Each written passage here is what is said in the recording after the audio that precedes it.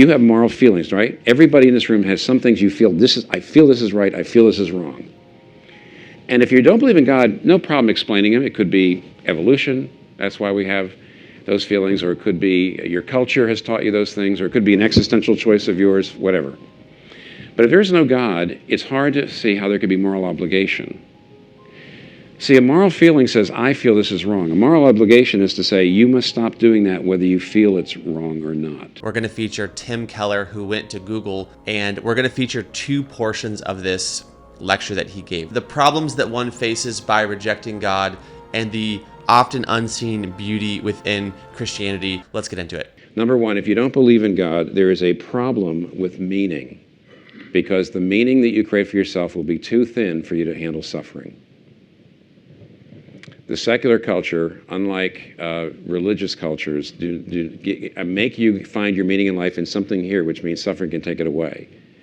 And every other culture, whether it's Hindu or Islam or Christian, or whatever, every other kind of religion helps you locate your meaning in life outside of this life, so that suffering can actually help you accomplish your meaning in life. But if you're a secular person, suffering will destroy your meaning in life. And secular culture gives its members less resources to deal with suffering than any culture in the history of the world. And we are much more traumatized by it. Number 2, just these. Secularism, the idea there's no God, gives you a view of identity which is incredibly fragile. Every other religion says you find who you are by connecting to something more important than you. The secular culture says you find your identity by looking inside and doing whatever you think you want to do most, and you assert it over and against everybody else. And lots of studies have shown that that kind of identity, which is really unique, it's not the way it works in the rest of the world or in history, makes you incredibly fragile, because you desperately need a kind of recognition that it actually can enslave you. Thirdly, it's not just a problem of meaning and a problem of identity, there's also the problem of freedom. Modern culture defines freedom as the absence of restrictions. Isaiah Berlin, the philosopher Isaiah Berlin, said there's 2 kinds of freedom. There's negative freedom, there's positive freedom. Negative freedom is freedom from. Positive freedom is freedom for. Negative freedom simply says, I'm only free if I have no restrictions at all. And I hope you all know that means if that's really what freedom is, then that is antithetical to love. Because the more committed your love relationship is, the less free you are. And yet, by the way, the more you are in a wonderful, committed love relationship, generally, the happier you are. The fact is, we've got a culture and a belief set that doesn't support positive freedom. It only supports negative freedom. And as a result, freedom actually tends to eat up love relationships. And it's one of the reasons why we have fewer and fewer lifetime committed love relationships, because the view of freedom that comes from highly individualistic view that goes along with the secular view undermines that. So there's a whole lot of emotional problems, but then there's the rational problems, and I'll just simply mention them. There's the problem, by the way, of existence itself. There are really good arguments that say it's difficult to understand, if there is no God, why there's something rather than nothing. If you want to ask me about that, we can go into it, but it's one of the problems you have if you don't believe in God. Another problem you have when you don't believe in God is the problem of moral obligation. If you don't believe in God, no trouble accounting for moral feelings. Like, you have moral feelings, right? Everybody in this room has some things you feel, I feel this is right, I feel this is wrong. And if you don't believe in God, no problem explaining them. It could be evolution, that's why we have those feelings, or it could be your culture has taught you those things, or it could be an existential choice of yours, whatever. But if there's no God, it's hard to see how there could be moral obligation.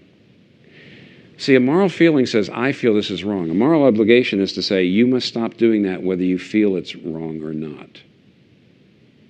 See, how can you say to another person, even though you feel it's okay, it's wrong, and you ought to, obligation, stop doing it?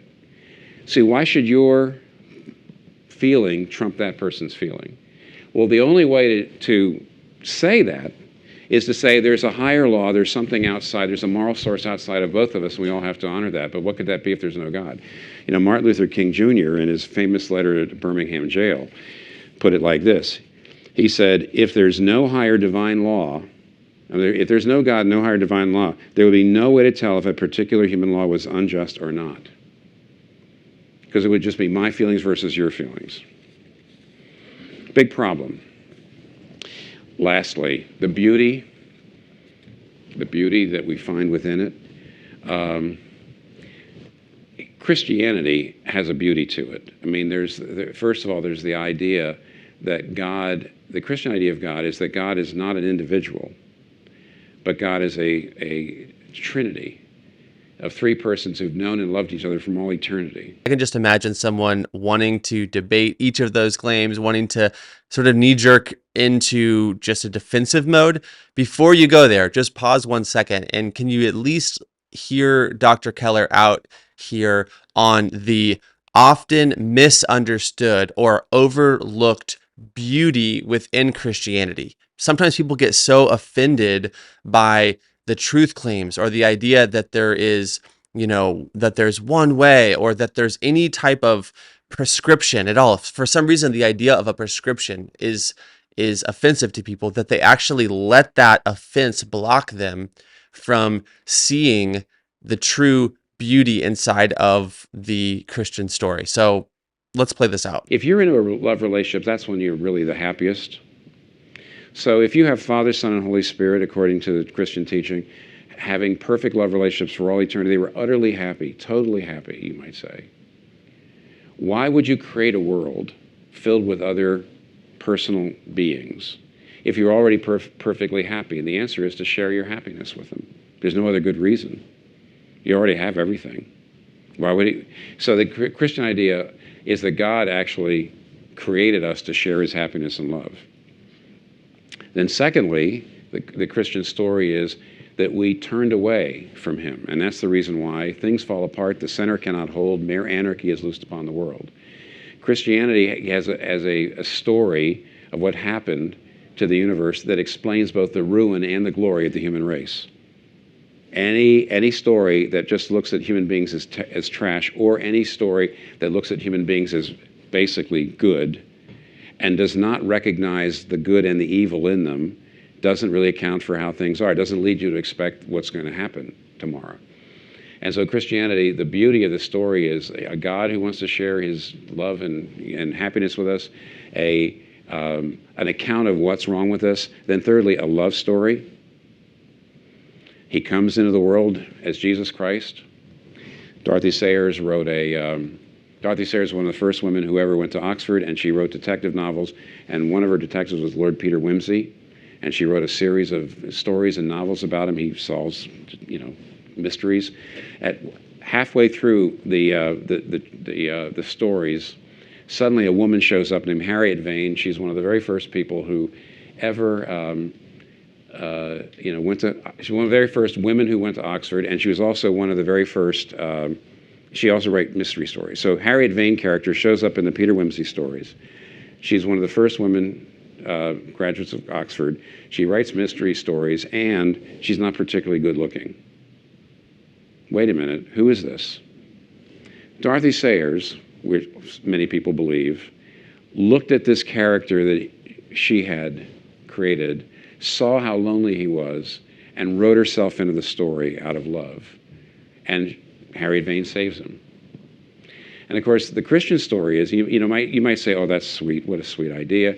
The Christian story is that's exactly what God did. He looks into the world he created, he sees us harming each other, ruining each other, and he writes himself into the story. And in Jesus Christ, he goes to the cross and dies to pay for our sins so that God can forgive us and still be a just God.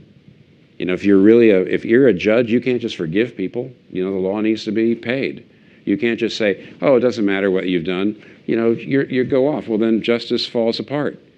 But how could God be both just and forgive us? And the answer was Jesus Christ. God, in a sense, writes himself into the story, and because he loves us and does all that for us.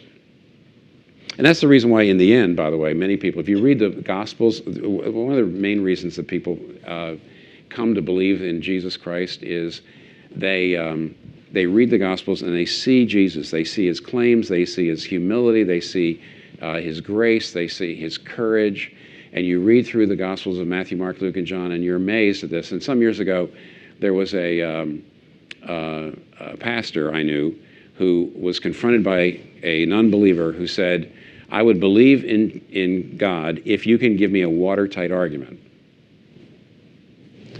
And the guy said, the minister said, read the New Testament.